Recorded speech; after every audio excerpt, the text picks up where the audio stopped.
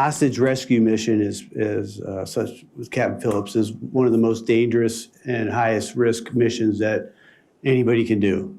In the eyes of the SEAL, a typical mission, the way you gauge success is nobody gets hurt.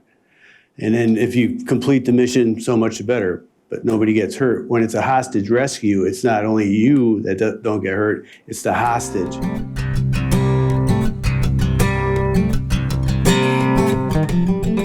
Question for you, Captain Phillips. It seemed that you were pretty good with that flare gun, but why didn't the boat have anything more powerful than a flare gun? Well, I've been a captain of 15 different ships, and I've always had weapons on their ships. We always have weapons. We're trained in small arms, not the extent as Rick and the SEALs are.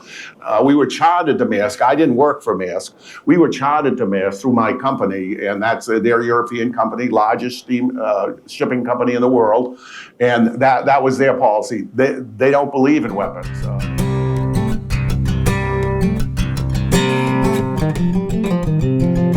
The hoses, the lights, the whistles, all those things, the fake Navy call, which we started the day before when the three pirate crafts were following us. It's just a posture that we tried to put ourselves in and try and make us a hard target. That's all we were trying to do without a weapon.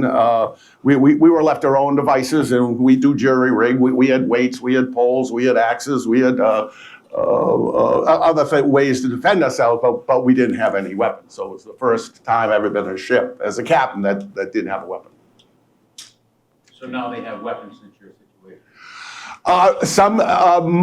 Almost all U.S. ships have weapons. Maersk wouldn't give us weapons, but they did after I left. They kept the ship in Mombasa for a month to try and harden it with some of their ideas, but really the only idea that worked was to put on an armed security team, Triton. And a lot of people don't know, in the next 6 months, they were attacked 5 more times with no story.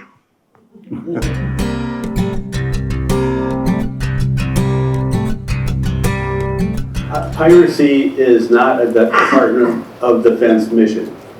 So when somebody gets taken by pirates, that is the Department of Justice.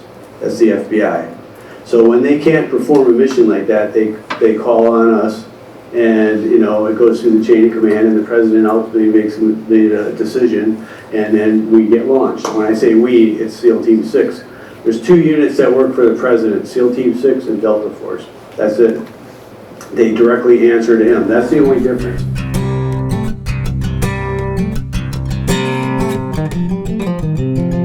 A lot of strange things. They told me they worked for the Navy. They worked for my company. They were just checking the security. We had met before in Mombasa in a bar, they told me. And they said, we live in Mombasa and he lives in Times Square. And much like you saw in the movie where the guy said he got $7 million, he was telling us that.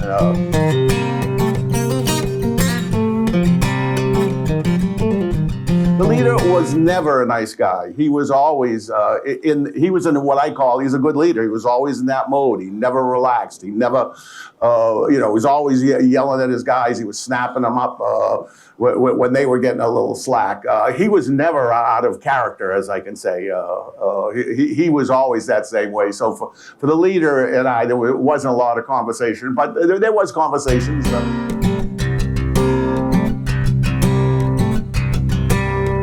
When they first came on the ship, they had cigarettes and they had lighters. Well, they ran out of cigarettes, so I was giving them sodas and Marlboro. That's Marlboro country, we call it. It is a currency there.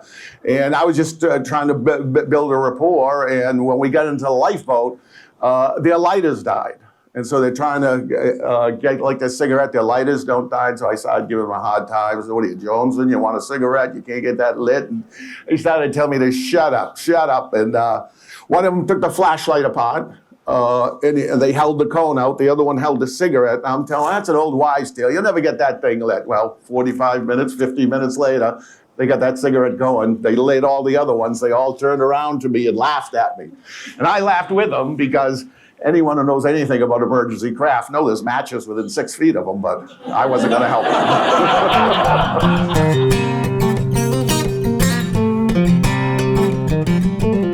When I'm giving a tour at the museum, obviously we have the lifeboat there. what I tell them, it was a perfect SEAL op. And why I tell them it's a perfect SEAL op, obviously the captain's here to talk about it, number one. Number two, from the time we left Virginia Beach, hit Somalia, saved the captain, and got home, it was a week, 1 week. Think about the logistics involved in that kind of movement. And that's all great and wonderful too, but the reason I say it was a wonderful op is because we were still on rotation going overseas to Iraq and Afghanistan.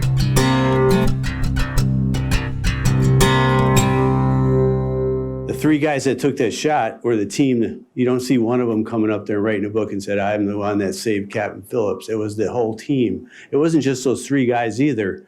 When what the movie didn't show is that there was a whole team of guys that jumped in that day, 45 of them actually, to do this mission.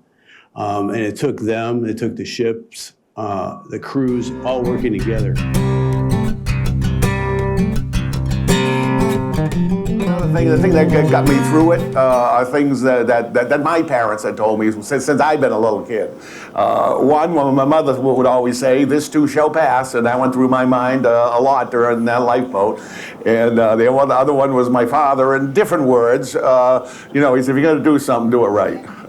Consider myself very lucky to get through it. Thank God we have the military, the U.S. Navy SEALs. But for me, it was a reaffirmation. I understand life is precious. In the area we were, it's not very precious, but life is precious. I appreciate it every day, and it just sort of reinstills that. So when we went there, did it successfully, got home in a week, it was like boom, boom, life's good, everybody's a hero, captain's safe, and we're home. That's why it was a success to us.